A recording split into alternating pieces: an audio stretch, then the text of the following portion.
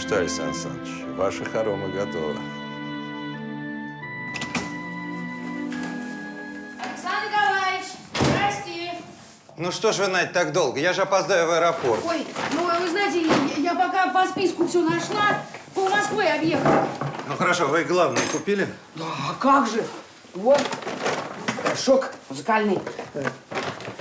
Памперсы, между прочим, последняя модель. И там еще детское питание. А вы о чем?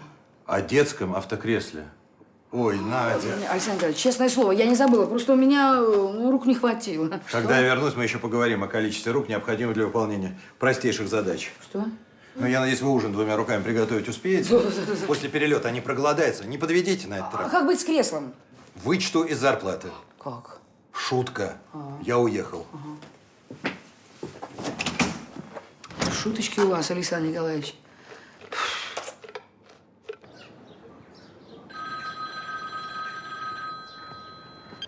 Алло. А что с ней? А давление? Хорошо, готовьте к операции. Я через полчаса буду. Внимание! Рейс, следующий по маршруту Симферополь-Москва, совершил посадку. Выход пассажиров осуществляется через терминал.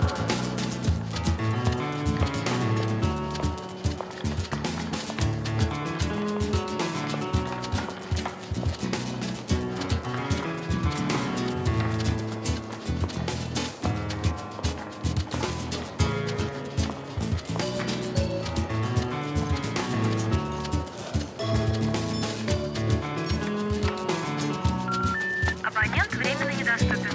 Перезвоните позже. The subscriber is not available now. Please call back later.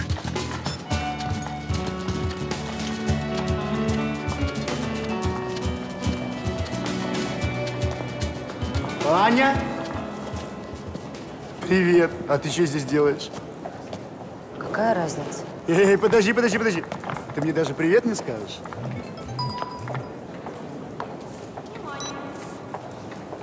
А,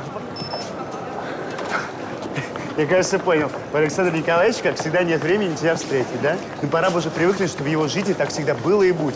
Что ты делаешь? Я тебе хочу помочь. Дай тележку. Не надо, я сама разберусь. Послушай, ну столько времени уже прошло, пора бы уже забыть, ну. Забыть? Ну уж нет. Ну подожди, ну я действительно рад тебя видеть. Сашок, эй, привет. А ты знаешь, кто я? Мама тебе не говорила? Олег, отстань, пожалуйста.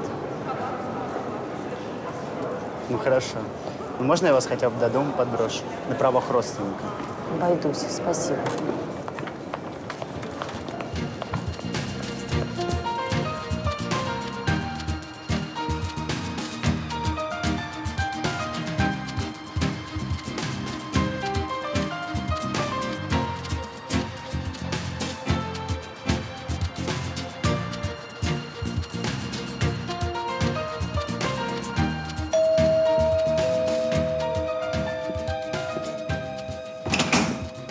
Здрасте. А вот и мы. Ой, братчик, да ты спишь. Привет.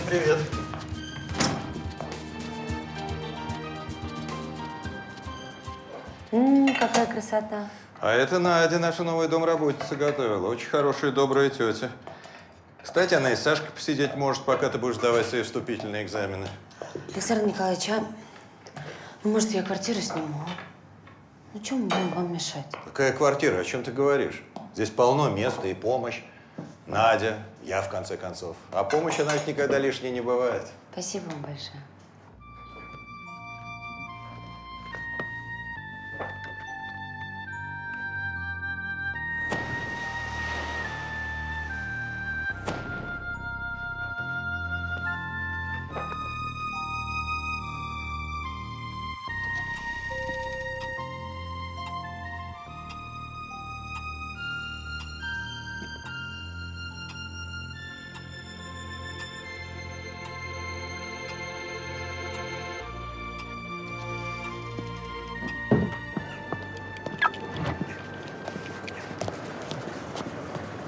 Пап!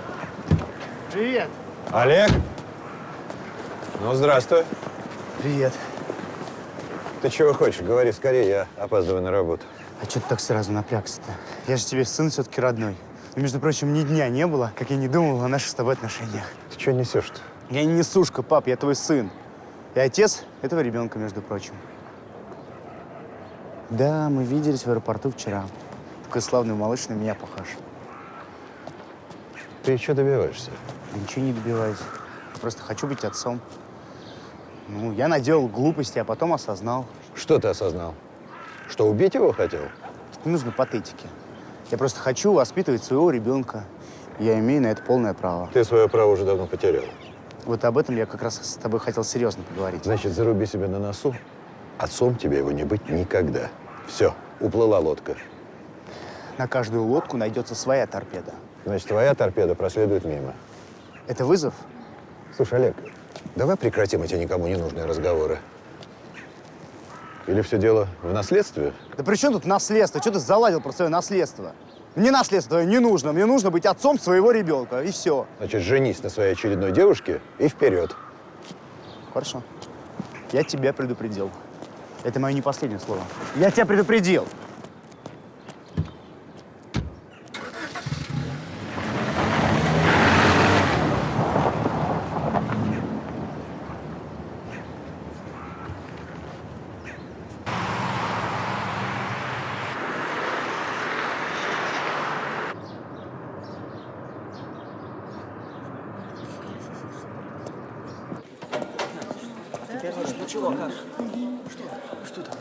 Валит как жесть.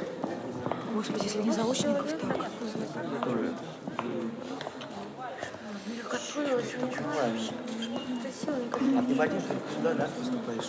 Владимир Иванович, я уже здесь.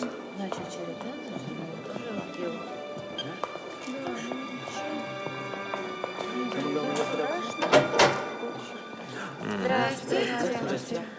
Здравствуйте. Приветствую. Добрый день. Я сделал, что обещал. Прекрасно. Увидимся. Владимир Иванович! У меня к вам личная просьба. Обратите внимание на эту девушку. Прошу, пожалуйста. Блондинку? Белецкая, заходите.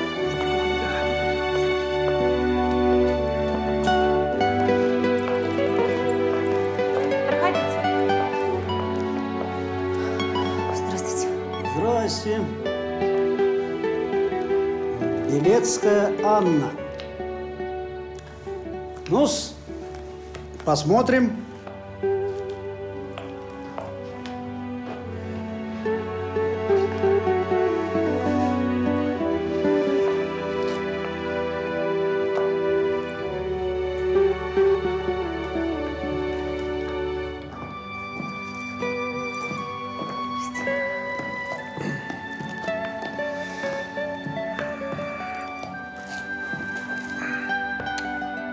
Итак, мы все во внимании. До свидания. До свидания. Александр Николаевич, вас главный просил зайти, когда закончите. А что случилось? Не знаю.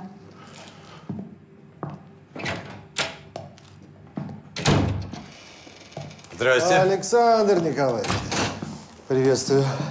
Познакомься, это Дарья. Можно просто Даша. Белецкий. Александр Николаевич, Даше нужна ваша помощь. Ну, пожалуйста, с 10 до 17 я в клинике. Можешь записаться у ассистента в любое удобное для вас время. Нет, речь не идет о твоей работе. Речь идет о твоем, так сказать, хобби. Видите ли, я получила наследство. Коллекцию картин и рисунков. И мне бы хотелось распродать ее без лишнего шума. Мне нужен консультант. Человек, который знает рынок, цены, людей. Короче, в этом тонком деле нужен свой человек. Ну и себе что-нибудь подберешь. Ну, разумеется, эта консультация будет оплачена в размере, соответствующем этому роду услуг. Ну, что скажешь? Ну, в принципе, мне это интересно. Прошу вас, об оплате ни слова. Как вы слышали, это мое хобби. Вы знаете, я думаю, я помогу вам. Спасибо. Я очень рада. И вот моя карточка. Да. Давайте созвонимся и обсудим все детали. Давайте. Коломейцева Дарья Сергеевна. Да. Давайте. Все. Всего доброго. Всего доброго. Дашенька, мы на связи. До свидания. Ну как? Что спрашивают? Работа, они все смотрят. Нормальная комиссия. Нормальный вопрос. Удачи.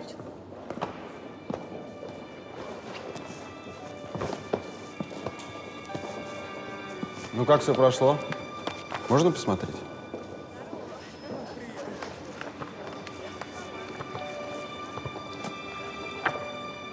Если не ошибаюсь, это Крым.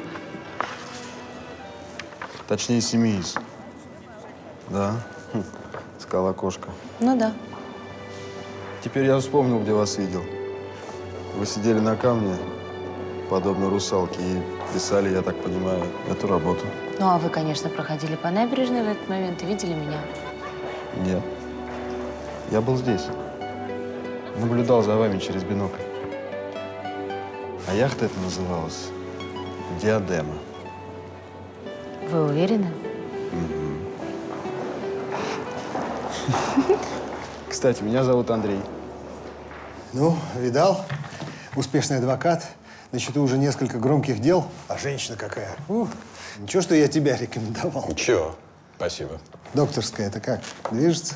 Ну, еще полгода и все. А дальше? Я надеюсь, останешься? Не знаю. Как-то южный воздух не подходит больше. Да и люди там проще. Кстати, как твои там? Приехали. Пытаются вписаться в московскую жизнь. Я вот как-то в их жизнь никак не впишусь. А так все хорошо.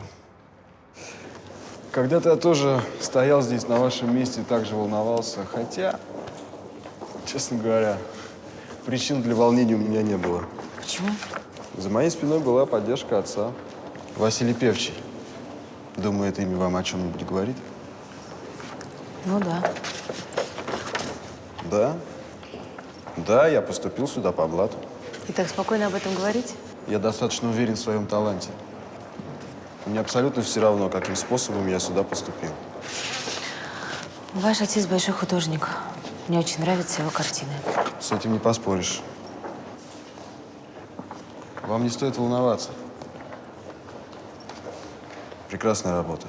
Правда? Конечно. Если даже они не оценят, то отец поможет. Я обещаю. Но это лишнее. Спасибо.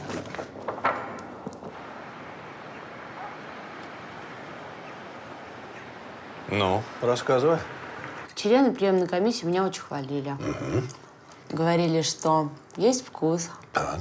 чувство цвета, композиция. Еще я познакомилась с одним парнем. Он художник, сын художника Василия Певчего. Того самого? Да, того самого, не видел. Он в прошлом году закончил Строгановку, в смысле, сын. Обещал мне помочь, если что, отца подключить. А зачем тебе это? У тебя прекрасная работа. Ну, так, на всякий случай. Это не о тебе. Спасибо. Мне приятно. И где же ты познакомилась с этим благодетелем, художником, сыном художника? В институте. Ему тоже очень понравились мои работы. Ну, это понятно.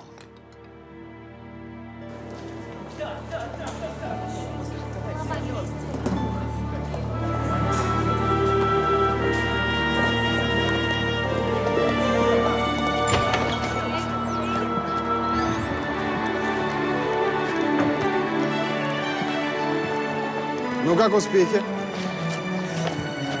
Я поступила. Я поступила. Ой, извините. Да ничего. Мне кажется, это вполне естественно так выражать свою радость. Ну вот видишь, как здорово. Даже помощь отца не понадобилась. Знаешь, здесь есть неподалеку кафе. Не хочешь зайти отметить? Заодно расскажешь о себе. Ну, если только на одну чашечку чая. Хорошо. Пошли.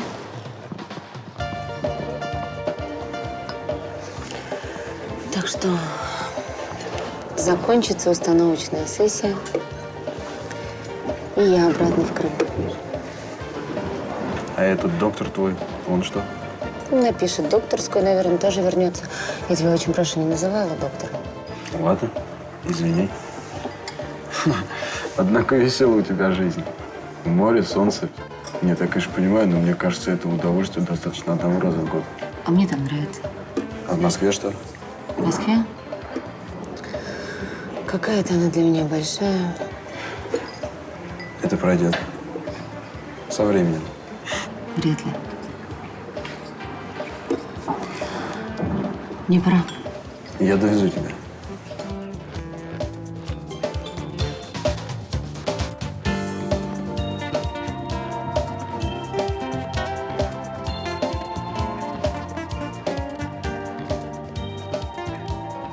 Пока. Не подскользнись.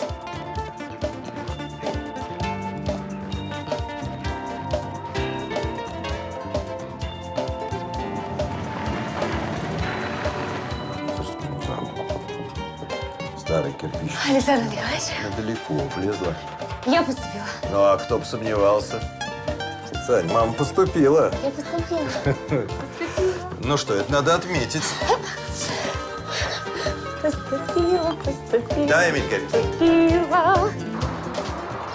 И общеизвестно, что до появления импрессионистов никто не интересовался внутренней красотой жизни большого города.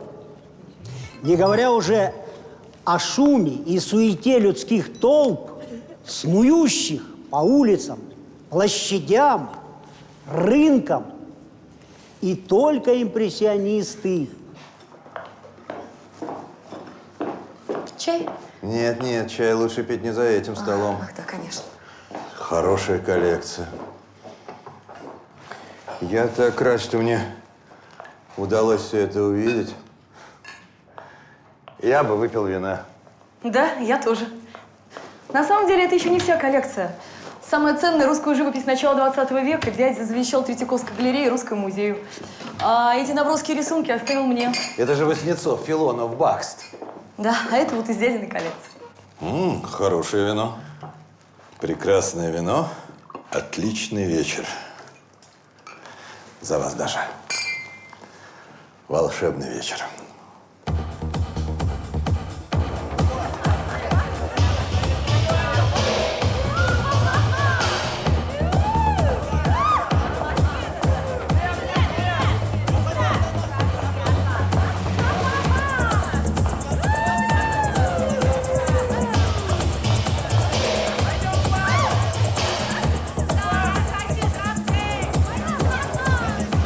Джордж! О, Эндрю! Привет! Бай! Здравствуйте. Hello. Hello. Аня, знакомься, это Джордж. Очень приятно. Оленька. Замечательно. Аня. Это Аня. Джордж, я тебе не рассказывал. Джордж – представитель Нью-Йоркской галереи в Москве. Продвигает авторское и концептуальное искусство. А также откапывает таланты из русской земли.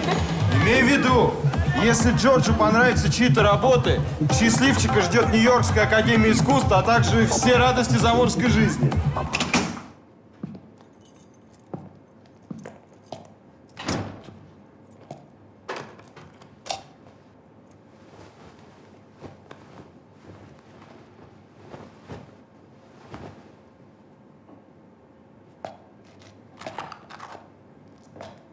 Ой, как хорошо, что вы пришли, Александр Николаевич. А то мне нужно в супермаркет, а Сашку не с кем оставить. А, где Аня? Аня, она звонила. Она в институте задержится. Одна нога здесь, другая, как говорится, там.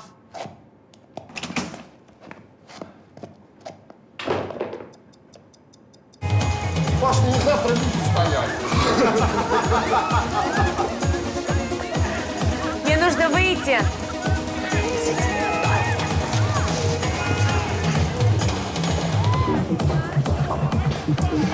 Вот так вот.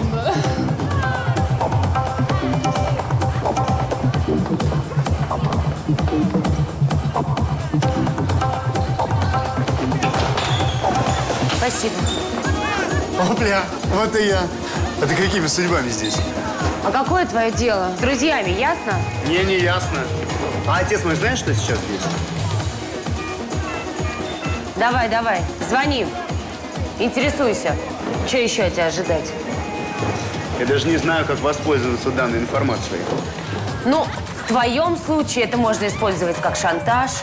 Мне нужно меня считать законченной в расе. А кто ты? А что такая смелая ты стала? Смотри, не боится. Крылья выпустила. Хорохорится. А отцу все же удалось сделать из себя человека. С большой буквы.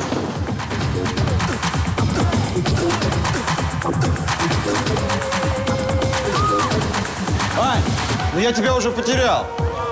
Андрей! Олег, приятно познакомиться. Взаимно. Олег, сын Александра Николаевича. А, докторы, что ли? Ань!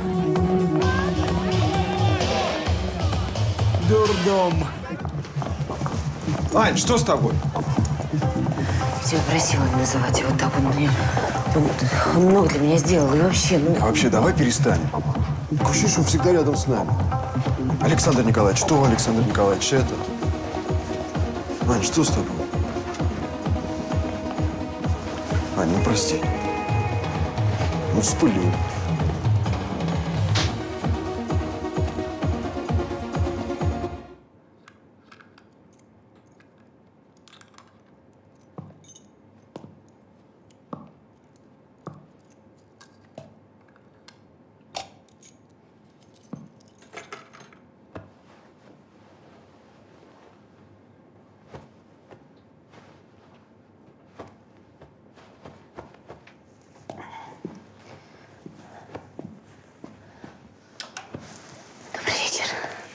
Ну, доброе. Кстати, уже 11 часов вечера. вы знаете, мне извините, у меня сначала лекция допоздна. Ну да, потом решили посидеть с однокурсниками, отметить. Ну, в конце концов, Ань, ну ты же не маленькая. Ну что я как отец должен ругать тебя за плохое поведение? Ну ведь можно было как позвонить. Извините. Тут хватит извиняться, хватит. Просто всегда должна помнить о тех, кто дома ждет тебя.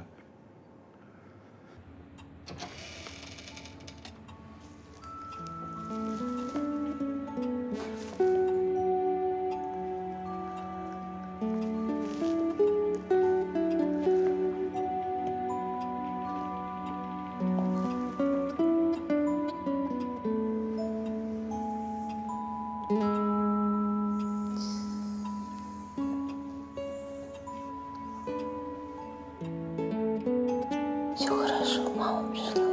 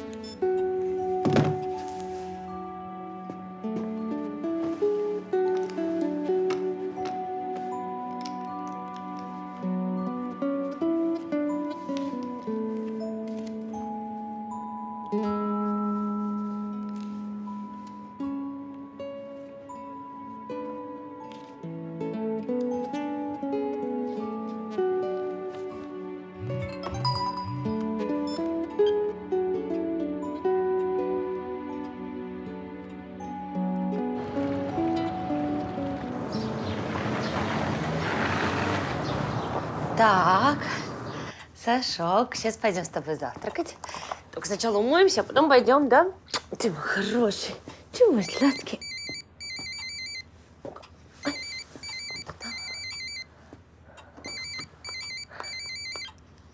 Алло.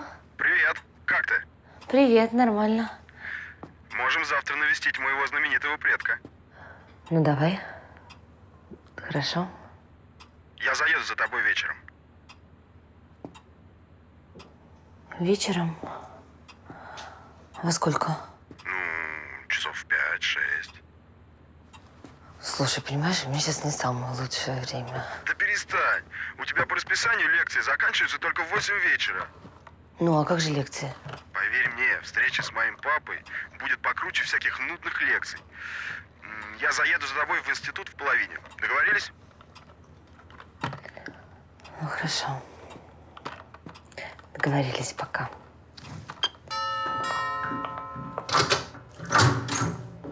Добрый день, Даш. Здравствуйте, Александр Николаевич. А это Эмиль Генрихович, о котором я вам столько рассказывал. Здрасте. Хорош, Маля.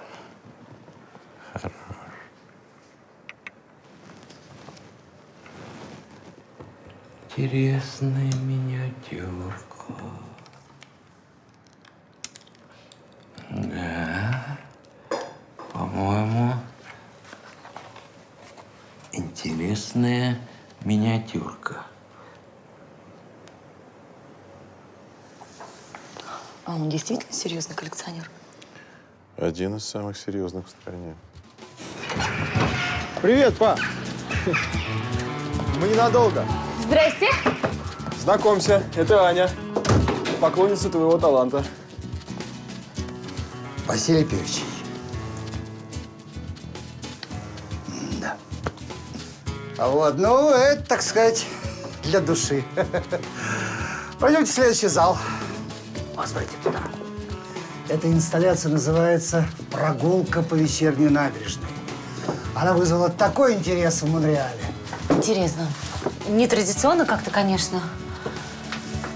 Мне нравится ваша живописная работа. Нет, я сейчас живописью не занимаюсь. Актуальное искусство, вот это будущее. Андрей говорил, что вы тоже рисуете. Рисую? Конечно, потому что пишут поэты, прозаики. И, конечно же, большие художники. А мы с вами рисуем. Ничего, это пройдет. Пап, хватит уже, совсем девушку запугал. Пойдем лучше работу ее посмотрим. Да, пройдите в следующий зал.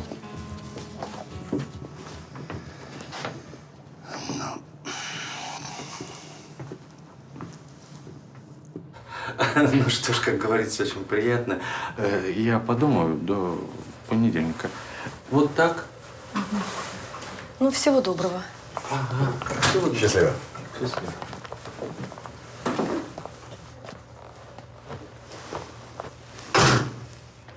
Так я что-то не поняла. Он купит или нет? Купит. Пошел деньги собирать. Вероятно, он купит еще несколько работ. Может быть, тогда вина? Было бы неплохо. Но не сегодня. Завтра много работы, но как-нибудь обязательно. Как-нибудь. Ну, хорошо. Счастливо.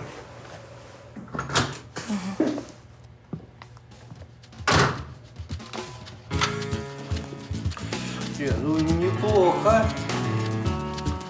Совсем неплохо. Вот это тоже ничего.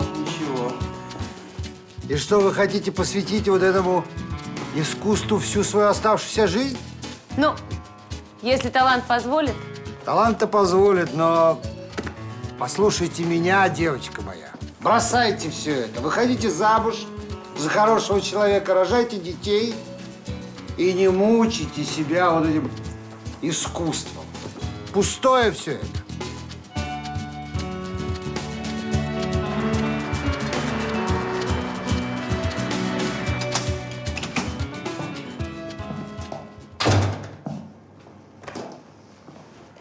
Саня, привет. Привет. А где твоя мама? Аня звонила, она немножко задержится. У нее какие-то там дополнительные часы. Звонила? Ну да, на домашний. Странно.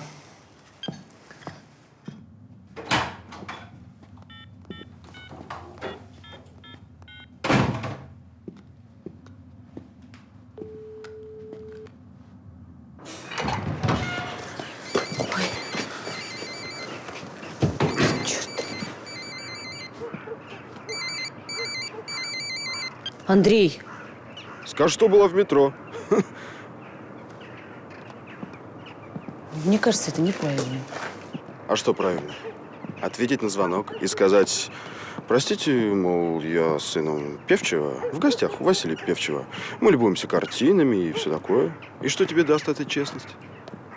А я тебе отвечу: ничего, кроме подозрений и ревности. Ревности? Ну да. А ты что думала? Мужчина в любом возрасте подозрителен и ревнив. Это его сущность. Ой. Держи. Спасибо.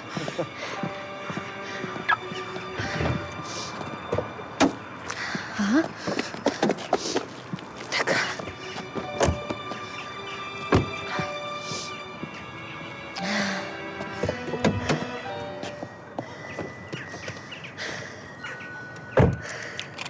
Как тебе мой отец?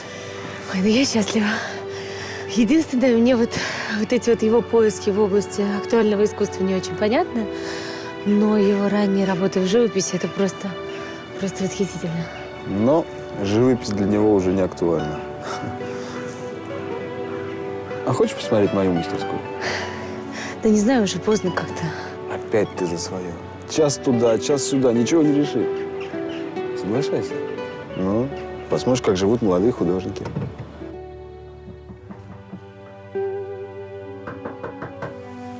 Да, Надя, войдите. Александр Николаевич, я Сашку уже уложила, домой пойду. А, конечно, Надя. Что-то еще? Александр Николаевич, ну, вы не переживайте, это дело молодое. Ну, друзья, то сё и… Вы, Надя, о чем? Я про Аню. Вы знаете, она вас любит. Да, я это вижу. Вы, Бога ради, простите, есть так беспринципно влезаю, так сказать, бесцеремонно в вашу жизнь. Но Не беспокойтесь ни о чем. У нас все очень хорошо. Ну, дай-то Бог. До свидания.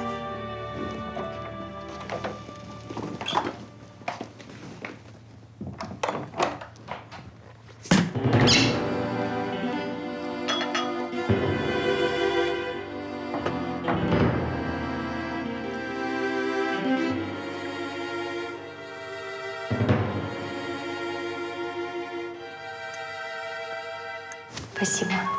Пожалуйста. Проходи. Проходи.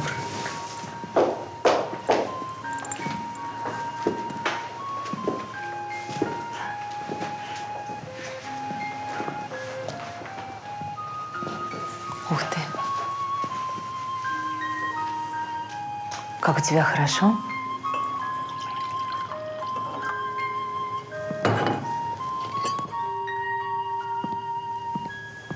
За тебя. Умница, красавица. За твой талант. Спасибо. А я рада, что встретила тебя. А я как рад.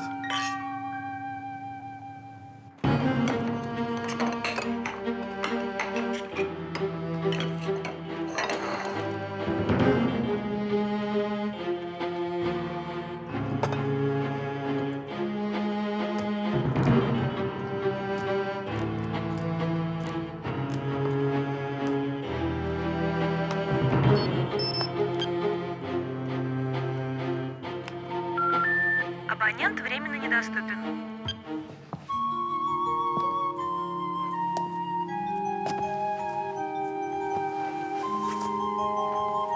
Помнишь, как мы встретились? В коридоре института? Неа. Тогда на море. Это была наша первая встреча.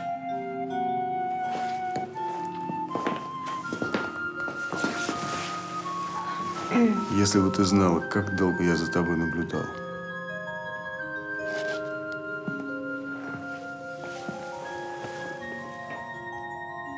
Ты казалась мне такой далекой, недоступной, словно из другого мира.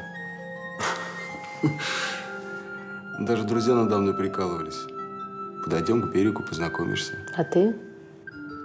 А я… Нет.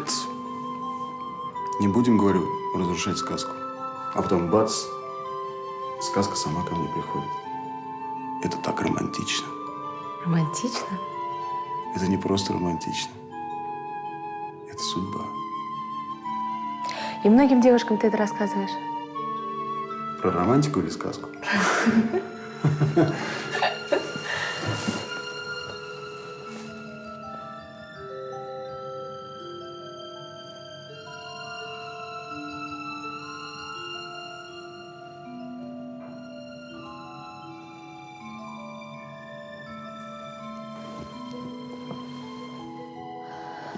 Андрей, мне, наверное, пора. Может, еще по бокальчику? Нет. Совсем напьюсь, пойду. Ань, останься. Ты же хочешь остаться. Нельзя. Как ты не понимаешь? Пойду. Нельзя, нельзя. Жить так, как ты живешь, вот что нельзя. Это противоестественно. Ну что противоестественно? Жить с дедом своего сына. А вот теперь я жалею, что тебе рассказала. противоестественно жить со стариком, который тебе в отцы годится. Ань, ну я с ума схожу. Я не знаю, мне кажется, я ничего подобного в жизни не ощущал. Любовь с первого взгляда, не знаю, как это назвать, но я не могу. Я каждый день думаю о тебе, каждый час, каждую минуту. Ну что он тебе даст? Ну что? Ты молодая, красивая, у тебя вся жизнь впереди. Посмотри, сколько всего вокруг. Мы живем один раз, пойми ты это. Мы должны проживать свою жизнь ярко, потому что мы творцы, мы другие. А я люблю его. Самовнушение. Может быть, ты ему благодарна? Но мне кажется, ты его уже достаточно отблагодарила. Хватит с него. Перестань, а? Я люблю тебя. Выходи за меня. Андрей, мы с тобой знакомы. Это не важно. Мы будем жить здесь, работать, продавать картины. Я хочу, чтобы ты и твой сын жили со мной. Потом мы поедем в Нью-Йорк, нам помогут. Там все другое, там другая жизнь. Там все, Аня. Возможно. Что здесь невозможного? Аня, очнись! Извини. Ань!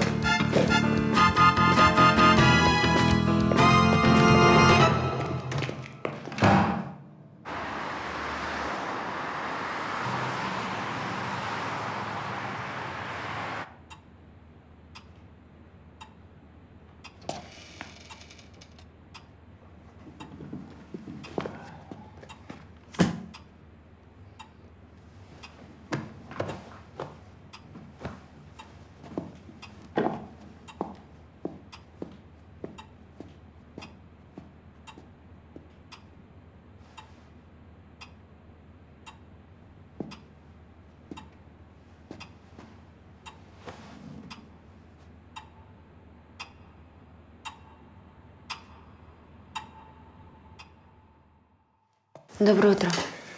Доброе. Сделать бутерброд? Нет, спасибо.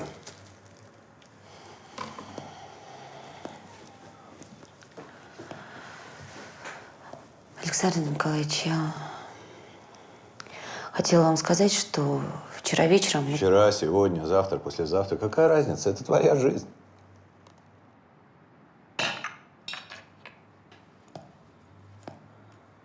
Аня, что происходит? Ничего. Что значит ничего? Не надо на меня кричать, Александр Николаевич. Я кричу? Все, спасибо вам большое, я так больше не могу. Что? Что не можешь? А я не могу быть больше для вас обузой. Я самостоятельный человек и вправе позаботиться о себе и о своем сыне. Да Господь, стой, Аня, какая обуза? Я вам, правда, очень за все благодарна. Особенно за Сашку. И еще я приняла решение. Какое решение? Я хочу другой жизни. Я именно для этого когда-то приехала в Москву. Что случилось, то уже случилось, но я в состоянии поменять свое будущее. Мне нужна моя жизнь, моя личная жизнь.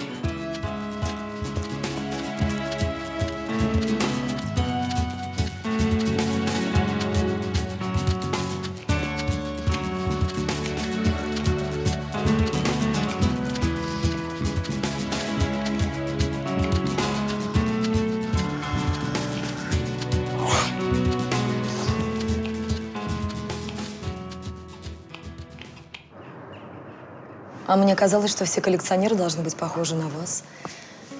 Такие, Какие? как вы. Спасибо. Ну, я адвокатов себе тоже по-другому представлял. А что касается меня, то я ведь не профессиональный коллекционер. Я продвинутый любитель. Я получаю от этого удовольствие. А профессионал уже чушь всяких эмоций. Ну, в медицине же вы профессионал. Несомненно. То есть не испытываете сострадания к своим пациенткам, никаких эмоций? Ну, это сложный вопрос.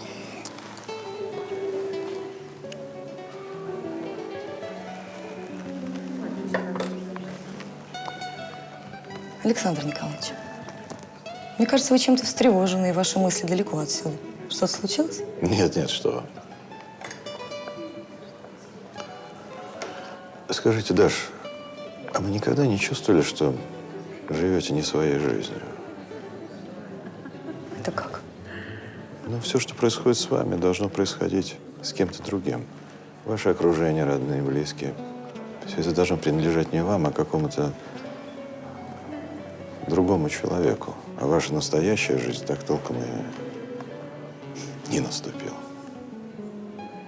Даже не знаю. Мне с этой-то жизнью все. Никак не удается наладить отношения, не говоря уже о какой-то другой. Поэтому вы не замуж. Не встретила пока еще его.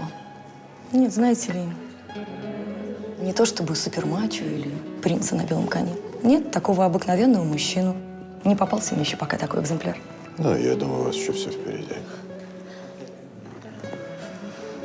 Живем, увидим.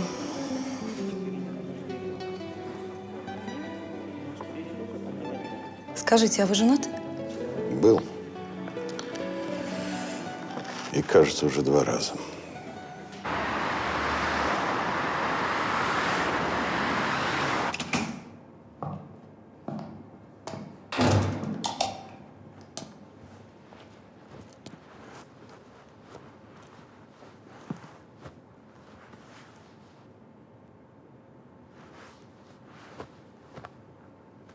Аня?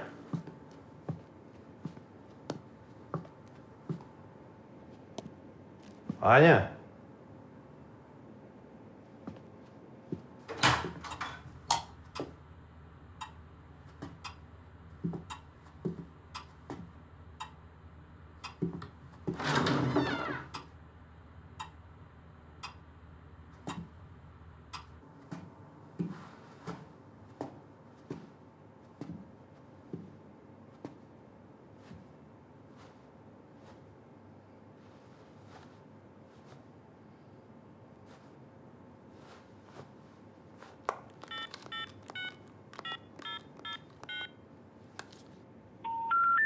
Абонент временно недоступен.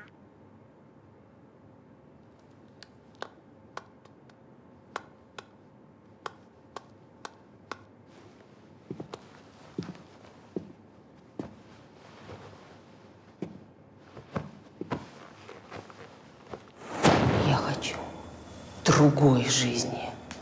Мне нужна моя жизнь, моя личная жизнь.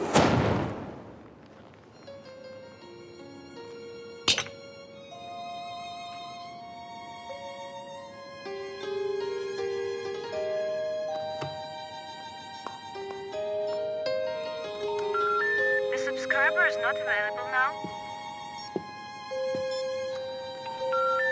Please call back later. Абонент временно недоступен. Перезвоните позже. The subscriber is not available now. Please call back later. Абонент временно недоступен.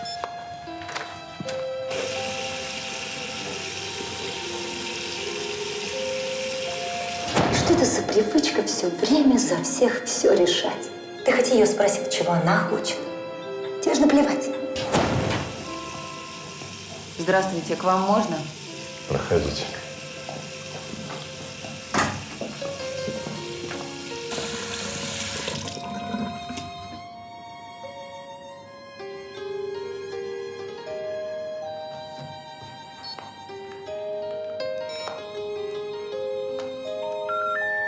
Абонент временно недоступен. Перезвоните позже.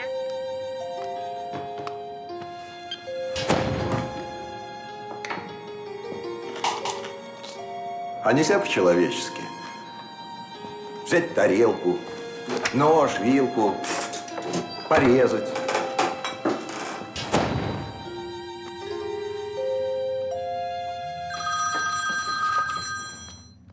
Да. Добрый вечер, Александр Николаевич. Как наши дела?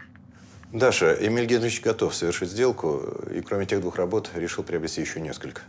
Очень хорошо. Я вам сообщу. Всего доброго. До свидания.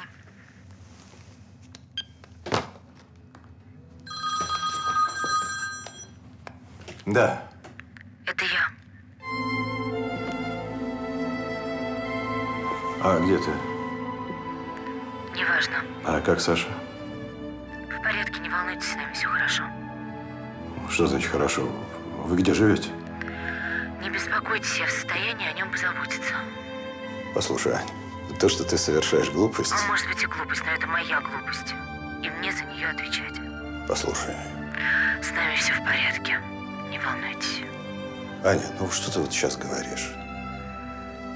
Подумай о ребенке. Я должен знать, в каких условиях он живет. Александр Николаевич, не сейчас.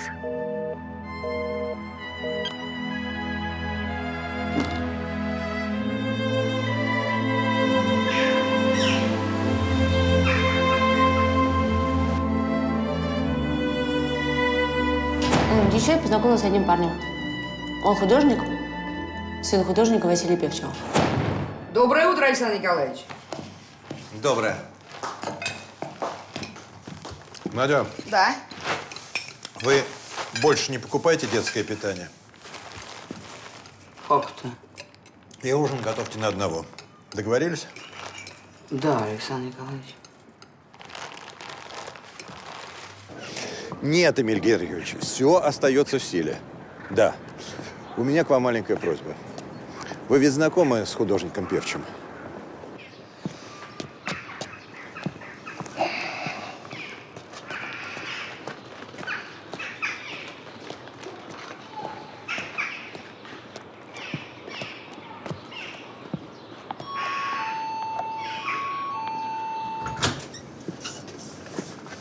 Добрый день. Добрый. Я хотел бы поговорить с вашим сыном. А он здесь не живет.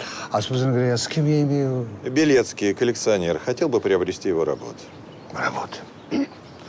Проходите.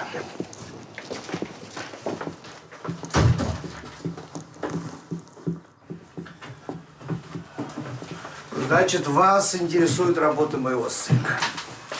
Вот скажите, как вы о них узнали? Говорят, интересный художник. О, значит, среди московских коллекционеров распространился слух о молодом таланте. Да говорят, говорят. Уважаемый, я вижу, вы человек интеллигентный. Но вот скажите, что вам от него надо? Дело в том, что мой сын пока еще ничего стоящего не написал. Да и напишет. Как ни прискорбно в этом создаваться. Скажите, он вам денег должен? Нет. А что ж тогда? Взял подряд на квартиру и пропал. Знаете что? Это лучше разбираться со мной. С ним бесполезно. Ну, скажем так, одна моя знакомая ушла к нему. О! Это ваша женщина? Да, с этим мне тоже приходилось разбираться. Я пить не буду, мне нужен его адрес. Нет, это очень просто. Он, конечно, придурок, но он мой сын. Нет, надо разбираться. А нет, благодарю. Я водку не пью.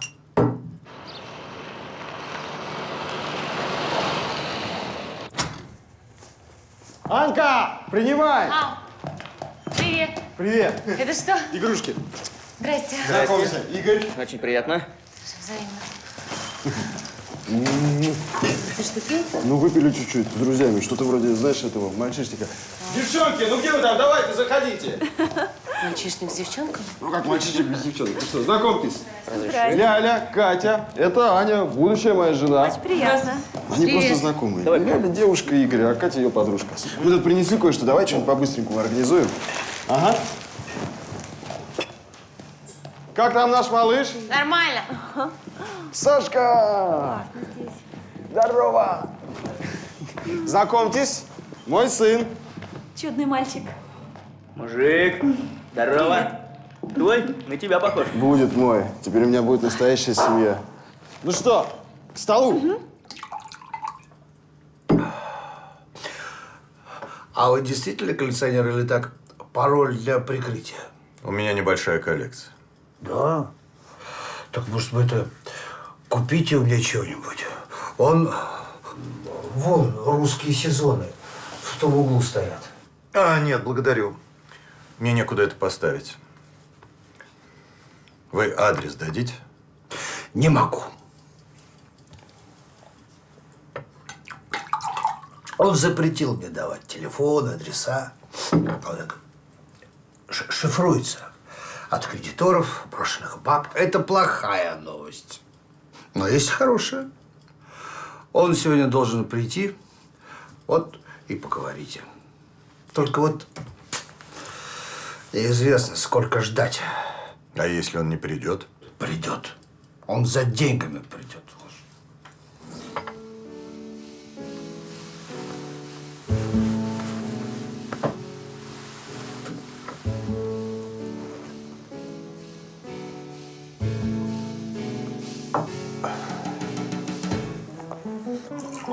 Не, все, мне хватит. Ребята, я счастлив. Наконец-то я встретил в жизни родного человека. Считайте, что у нас сегодня помолвка. А свадьба когда? Это мы решим. Горько. Горько. Горько. Горько. Горько. Горько. Горько. Горько. Горько.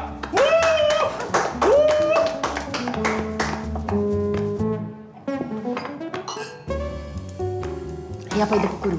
Да кури здесь. А как же ребенок? А, ну да, забыл. Я тоже покурю. Вот у вас сколько жен? Две. Две? Всего-то? Не, ну для такого джентльмена это вообще не цифра. Вот у меня Андрюха. Сейчас у меня 6-я. И то, мне кажется, что вот она в таком статусе до моих похорон не продержится. А сколько ж ей лет? 25. А когда поженились, 19. Ваши сколько? 22. С малолетками всегда тяжело.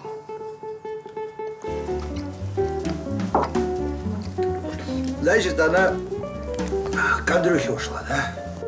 Вот дура. Но ничего, вернется. Потому что у него больше 3 месяцев вот не задерживается. Так что смело можете идти домой и 3 месяца подождать. А я не могу ждать. Она с ребенком. Сын? Внук. Подождите, я не понял, как так получилось. Ну ты даешь. Ты это все серьезно? Ты даже не представляешь, насколько. Я счастлив. О, как. У тебя со мной такого восторга-то не было. А интересно, что у нее есть такого, чего нет у меня? Кать, ну не надо, ладно? Ну, ты хоть понимаешь, что у нее ребенок. Так это же здорово. Нет, ты точно не понимаешь, какой ты хомут на шею надеваешь. Ничего, прорвемся. Мне сейчас к отцу надо будет съездить. Хочешь, поехали со мной? Потом можем заехать куда-нибудь. Ненадолго. Ну, ты даешь. Молодой папаша. В большинстве своем они бывшие. 10 детей, только официанты. Представляешь, сколько я делаю искусства? Тихо, это искусство. А туалет там вот по коридору налево. Многие так, знаешь, по пьяни путают. Вот это называется приглашение на казнь. Купи, я уступлю недорого. Певчий, кончай ерундой заниматься. Был хороший художник, а теперь сантехник. Пойду я.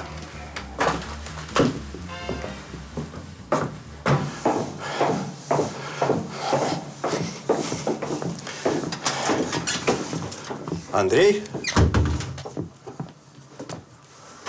А в чем дело? А дело в том, что у вас Аня и Саша. Я должен их видеть немедленно. Адрес. Вы и есть тот самый доктор. Где она? Да какая разница, где она? Она не хочет вас видеть, оставьте ее в покое. Я сам о них позабочусь. О ком ты можешь позаботиться? К отцу за деньгами прибежал. Я не пущу тебя, пока не дашь адрес. Вы ей позвоните. Она вам сама все расскажет. Она не берет трубку. Позвоните с моего. Какие проблемы? Держите.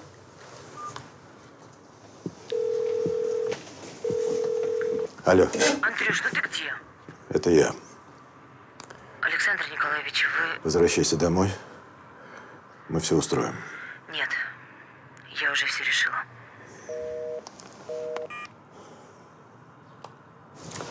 Слушай, отец сказал, что ты в долгах.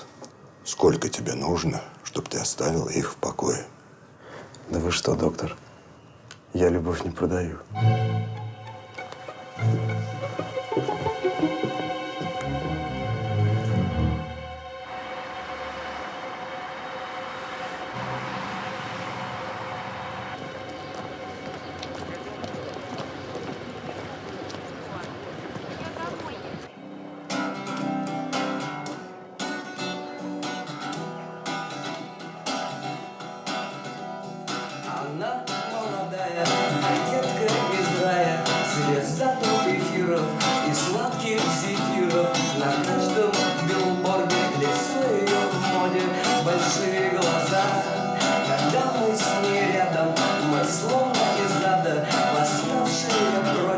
друг друга триада. Война на ножах, режет струны, такая любовь. Возьми меня за руку крепче, не отпуская. Скажи мне, ну нахер, ты сегодня такая. Сиди, открою. Держи меня за руку крепче, не отпуская. Скажи мне, ну нахер, Проходи. ты сегодня такая. Мы были когда-то лучами агата, сверкали глазами, касались губами, искали друг друга на запах ночами в тьме. Дружище, дай сядь. Что ты здесь делаешь? Пришел Сашка проведать. И тебя. Слушай, а почему он так поздно не спит? А ты его повидать пришел, или чтобы я его спать уложил? Ты прямо цветешь. Я бы, наверное, тебя не узнал бы, если бы не знал, что это ты. Что-то я раньше от тебя комплиментов не слышала. Ты просто очень изменилась, Саня. И что? Ты же вроде к Саньку пришел. Дело не только в нем. А в чем? Ты догадайся. Сашку действительно пора спать. Держи меня за руку крепче, не отпуская. Опа!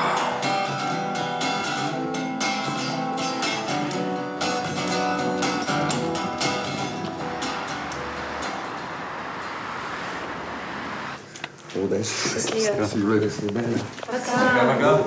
Удачи. Как, уснул? Кажется, уснул. Тебе помочь можно? Нет, справлюсь.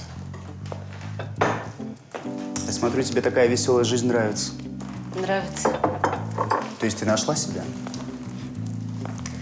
Возможно. Даже ничего не рисуешь? Рисуют в детском саду, а художники пишут. Ну, извини, я как-то не знаком с вашим профессиональным слогом. А с каких пор это тебя интересует? С недавних. Сходим куда-нибудь, я приглашаю. Олег, а что с тобой? Ну, возможно, я понял, что потерял. Серьезно? Ведь между нами было что-то. Да. Наверное, что-то и было. Не наверное, а точно. А когда я сейчас смотрю на тебя, на Сашу… Слушай, Олег, не надо, а? Все это ни к чему. Вообще я замужем.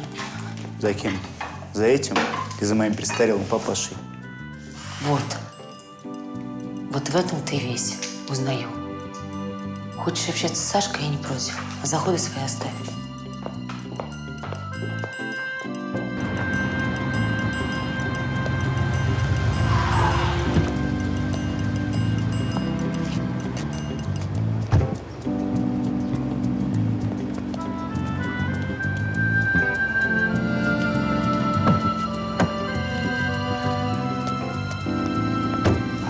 Что у тебя в четверг? Пока не знаю. Ну ладно. Я позвоню. Ну, надумаешь, позвони. Пойдем, пойдем. Мы пойдем гулять. Пойдем. Пойдем.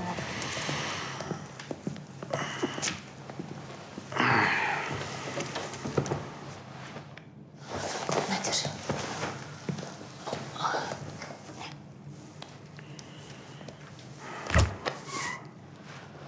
А у нас деньги есть? Было что-то. Посмотри в кармане куртки.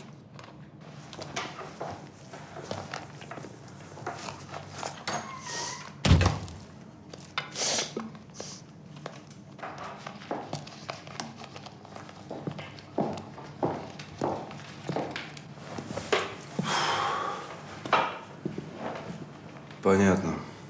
Вечером схожу к отцу, если у него что-то есть. А может, тебе тоже сходить к твоему доктору? Что? Но он же обещал тебя обеспечивать. Нет, я к нему не пойду. Ну, конечно. А вот если бы ты закончил заказ… Ладно, все, нет, не надо мне сейчас.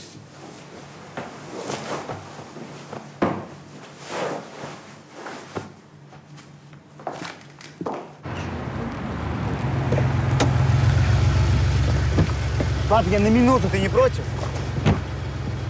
Против, и что? Мне с тобой поговорить нужно. Слушаю. Я недавно был у Ани. Я навещаю Сашку иногда. Ну? Но она, конечно, просила тебе ничего не говорить. Ну?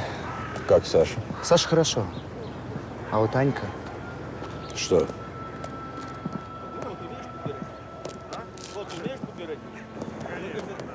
Выпивает она, в общем. Выпивает? Не пьет. Бухает. Серьезно. Я не знаю, я каждый раз, когда к ним заходил, у них там вечное веселье. Я пытался с ней говорить, но это бесполезно. Я не знаю, что делать. Адрес.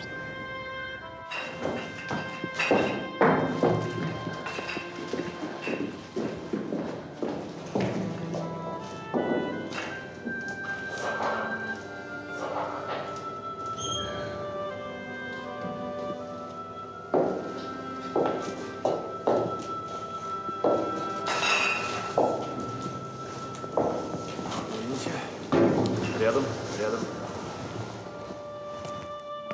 Как ты? Нормально. А Саша? Тоже нормально.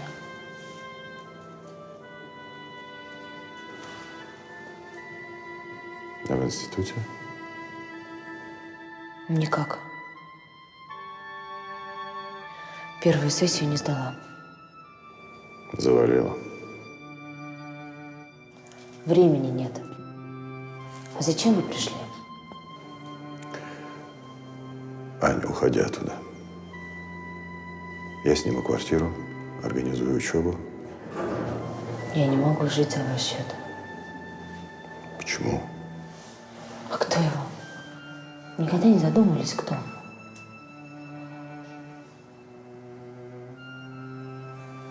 А ведь все дело в любви. Просто в любви.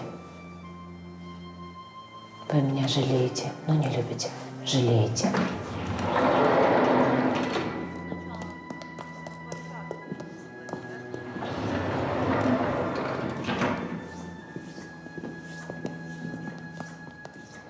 А мне 22 года, и я хочу жить.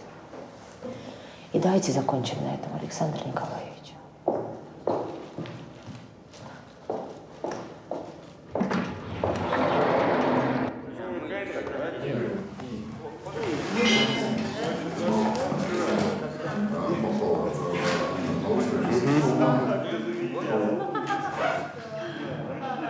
Ань, ну что надулась-то?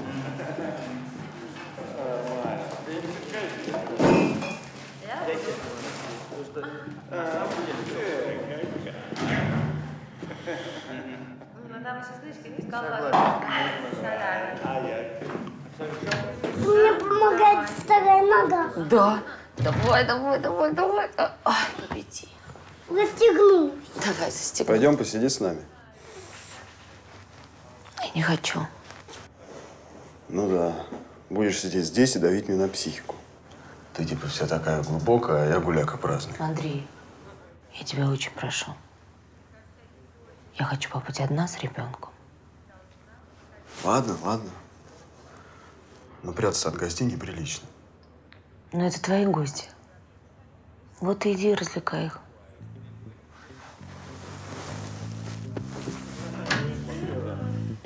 Давай за нас. Выпьем?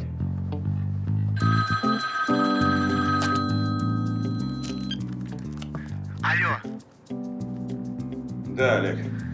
она мне звонила, пьяная, орала на меня, запретила у них появляться. Зачем ты вообще сказал, что это я дал тебе адрес, а? Да я ничего никому не говорил, догадаться нетрудно. Она совсем сошла с ума. Надо что-то делать. Нужно забрать у нее ребенка. Забрать ребенка. Если бы ты там был, пап, ты бы понял, что это необходимо сделать. Забрать и отдать. Тебе, что ли? Да хотя бы и мне.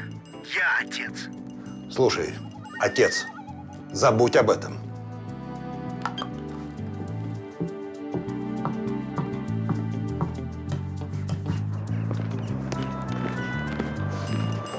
Вань!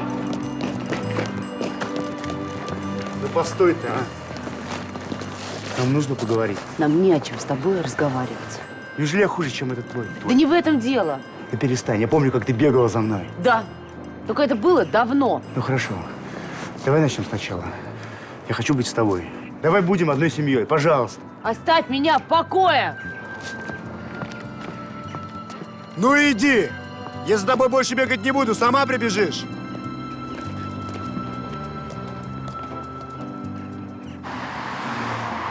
Так вот, когда я его увидел первый раз, лет 10 тому назад, и когда он пришел, я посмотрел, во что он одет. Здравствуйте. Для меня было это очень неожиданно. Меню, пожалуйста. Извини, я на минутку.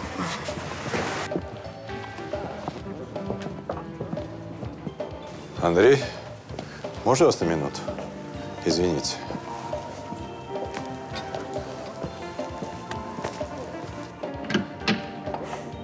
Извини.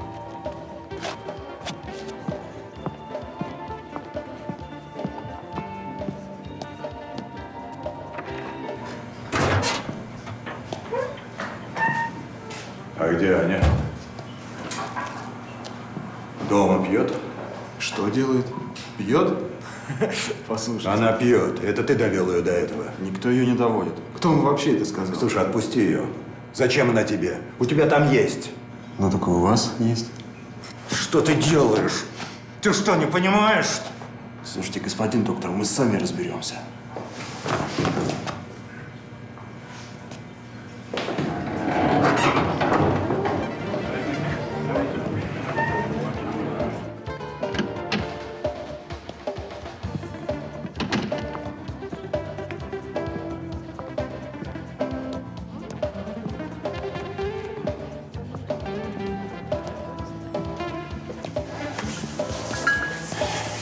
Кто это был? Подонок, к которому ушла Аня. Да на тебе лица нет. Вы что, подрались? Ну, извини. Я не знала, что для тебя это по-прежнему актуально. Мой внук, вот что для меня актуально. Кроме того, Олег утверждает, что она пьет и совершенно забросила ребенка. Я в это, конечно, поверить не могу. Но то, что она живет с этим, ребенку явно не на пользу. Послушай, Аня взрослая девушка, я думаю, она сама разберется. А вот почему ты не даешь ей строить свою жизнь, это уже другой вопрос. Если бы она ее строила. Скажи, можно лишить мать родительских прав из-за ее образа жизни? Можно. Если обратиться в органы опеки, и те признают, что образ жизни матери вреден для ее ребенка. А ты что, хочешь лишить Аню родительских прав? Да нет, Олег этого хочет. А я не могу ему этого позволить. Ладно, извини. Ну что ты, мы же близкие люди.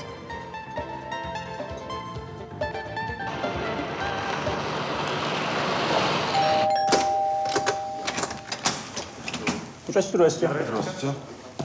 Старший лейтенант Копылов. Мы что, шумим? Да, нам надо поговорить с вашей сожительницей. А это комиссия из органов опеки. Какой опеки? Мы не вызывали никакую опеку. Подождите, это что, обыск? Какой еще обыск? Это всего лишь комиссия с органов опеки, которая пришла посмотреть, в каких условиях проживает ребенок. Здравствуйте. А, вот и мамаша. А что случилось? Здравствуйте. Мы из органов опеки. Покажите, пожалуйста, спальное место вашего ребенка. Сюда. Спасибо. Ну, почему ребенок на полу?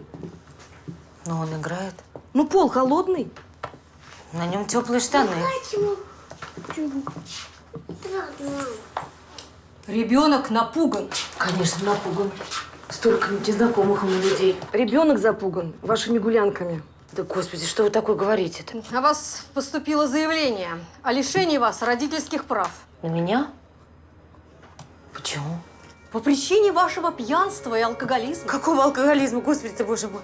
Где вещи ребенка? Здесь. Ну-ка. Ну? Добились своего? Что? Верните мне моего ребенка. Саша, а что с ним?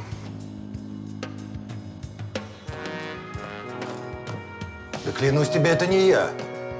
Как ты могла такое подумать?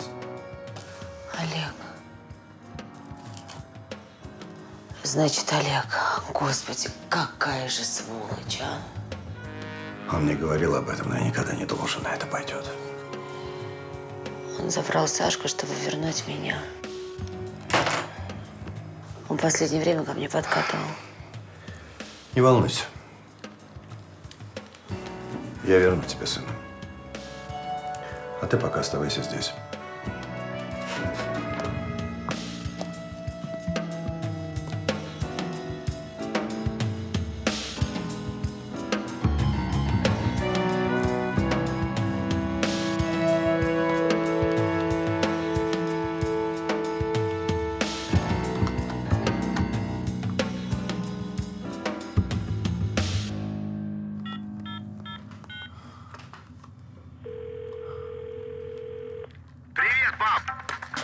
Ты что наделал? Ты о чем? Ты знаешь о чем? Ну, пап, я сделал то, что должен был сделать. Сашке нельзя там находиться. А в приюте можно? Это временно. Уже оформляются документы, и Сашку передадут мне. Я отец. И никто мне не может запретить заботиться о ребенке. По документам я его отец. Пап, не стоит, не вмешивайся. Это не твой ребенок. А документы, они легко меняются за деньги. Нет, это не твой ребенок. А знаешь, что я сделаю?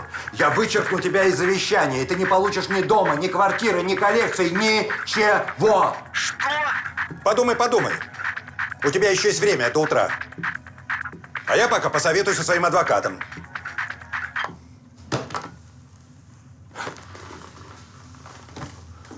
Тебе не кажется, что это как-то странно? Прости, но я не хочу этим заниматься. Мне больше не к кому обратиться. В Москве полно адвокатов. Это деликатное дело, я не могу обращаться к посторонним. Ты понимаешь, в какое положение ты меня ставишь? Я с радостью хотела бы тебе помочь, но почему я должна заниматься делами твоей жены? Мы просто сделаем доброе дело. То есть будем заниматься благотворительностью? Я заплачу тебе. Да я не об этом.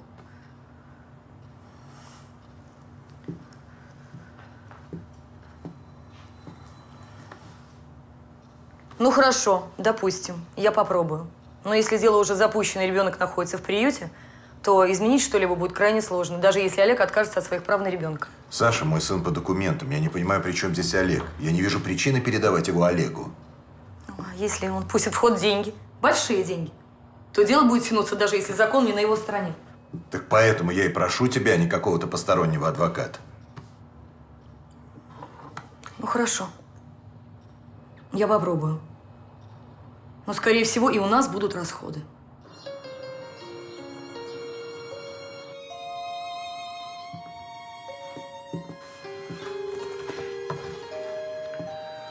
Мой адвокат займется твоим делом, а ты можешь остаться здесь пока. Зачем? Зачем вы это делаете? Не волнуйся. Да. Привет, пап, это я. Да, Олег. Я подумал. Минутку. Я откажусь от Сашки, мне нужно понимать, на каких условиях. Дом в Крыму. Я сказал, дом в Крыму. И ты оставляешь в покое Аню с Сашей навсегда? Нет, дом в Крыму по завещанию. Все, и ни слова больше. Ты понял? Вот так.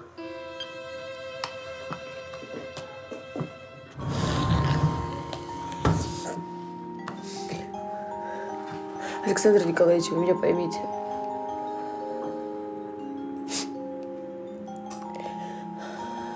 Вы уехали, я осталась одна.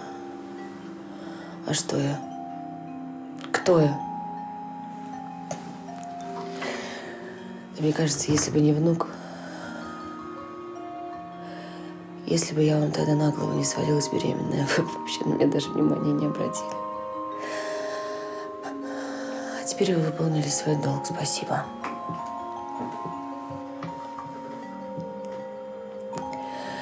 Теперь я одна. Аня, ну поверь мне, ты не одна. Оставайся дома. Все будет хорошо.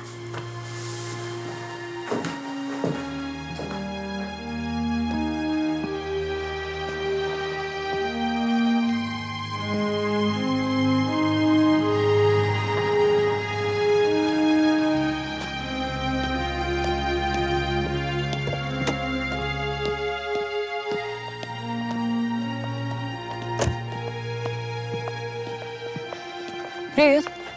Привет. Ну как ты? Не нравишься ты мне, Белецкий. Устала какой-то, измучена. Плохо выглядишь. Ну, я все уладила, не нужно. Слава богу, мир не без добрых людей. Так что можешь ей передать, вопрос решенный. Дело замяли. Это точно? Да.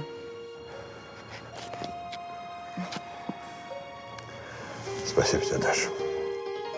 Ты, видимо, еще что-то хочешь мне сказать?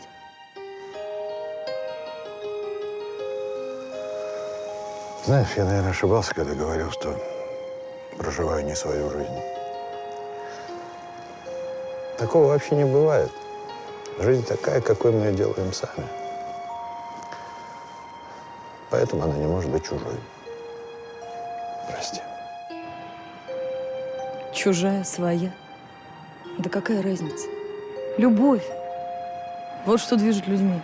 Да ты сам это знаешь. Равно как и то, что любил, любишь. И будешь любить только ее. А я, видимо, ненадолго забрела в твою жизнь. Ну ничего.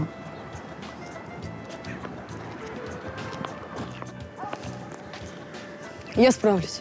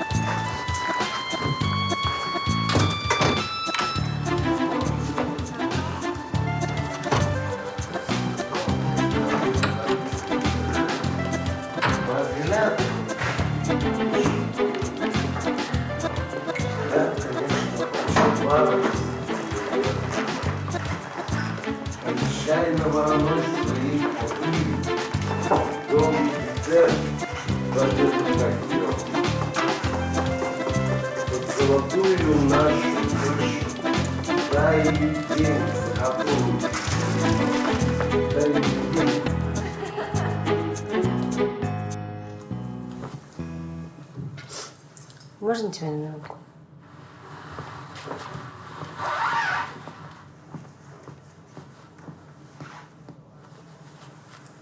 Я вещи заберу? Да, конечно. То есть, если ты так решила… Да, я так решила. Ну, хорошо. Прости, все как-то нелепо. Не надо ничего говорить. Ну да. Да. Прости меня. Да, кстати, знаешь, по-моему, эта яхта называлась как-то иначе. Сириус или Спиритус. Но это уже не важно, иди. Тебя ждет очередная русалка.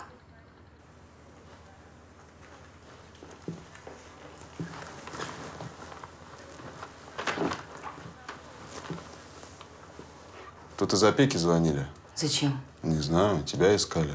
Дело на тебя, по-моему, завели. По лишению прав. Что доктор твой говорит? Говорит, что все в порядке. Врет, гад. Тетки-то совсем другое говорят.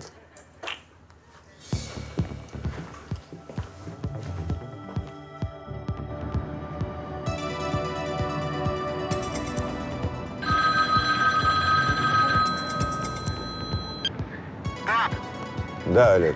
Она выкрала Сашку. Что? Мне звонили из опеки. Она пришла в приют во время прогулки, увела его с двора. А только что она мне сама звонила, кричала и сказала, что мы с тобой оба сволочи, ее обманули. Что дело лишения прав идет полным ходом. А где она? Она не сказала. Сказала, чтобы мы ее не искали.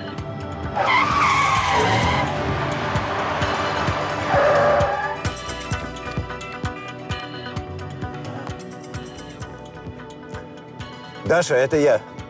Что происходит? Почему суд состоится? Кто тебе это сказал? Звонили из опеки и сказали, что суд состоится. Не может быть, бюрократия. Я уточню еще раз и перезвоню тебе. Я прошу тебя, выясни это.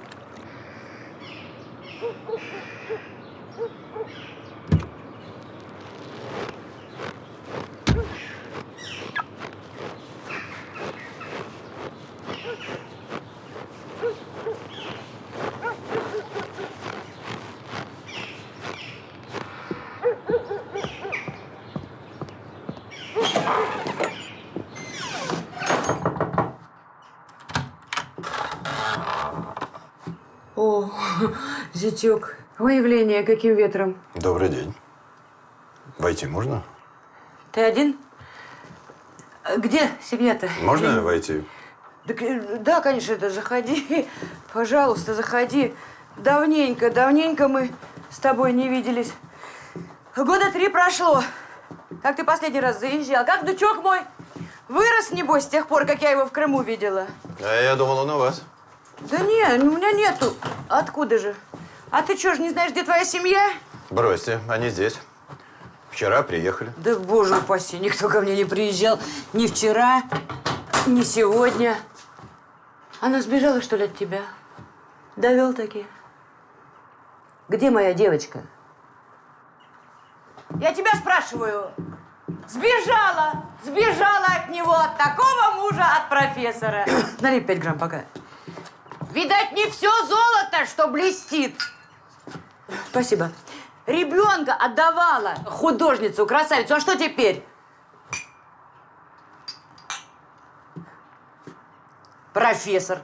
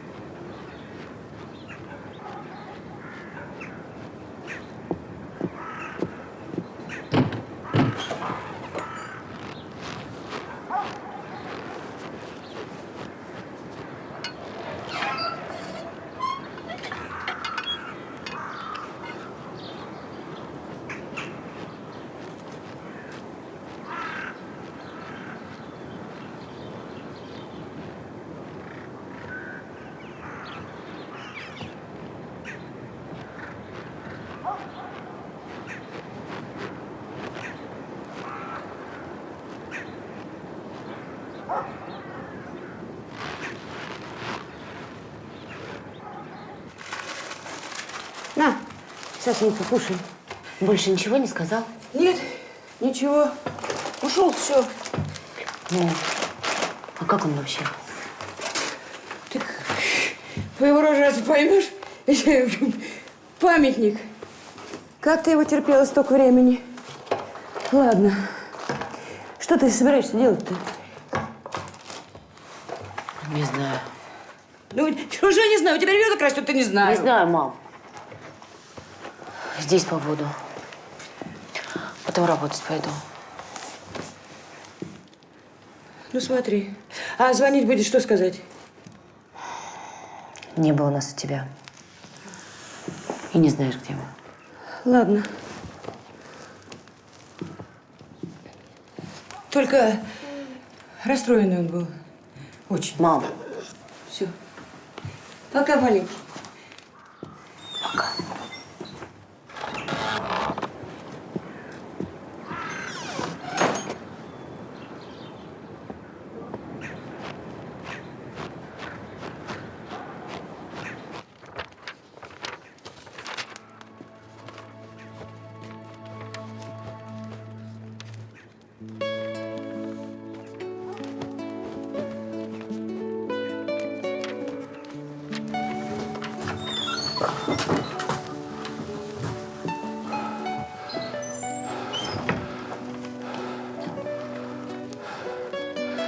Эти тетки ничего не знали. Они действовали по собственному усмотрению. Никакого суда не будет. Поехали домой. Я виноват. Я исправлюсь. Я люблю тебя.